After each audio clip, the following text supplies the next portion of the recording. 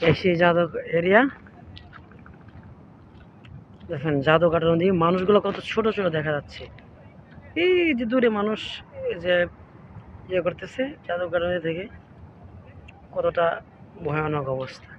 সুন্দর, ভয়ঙ্কর সুন্দর। এই যে এখান থেকে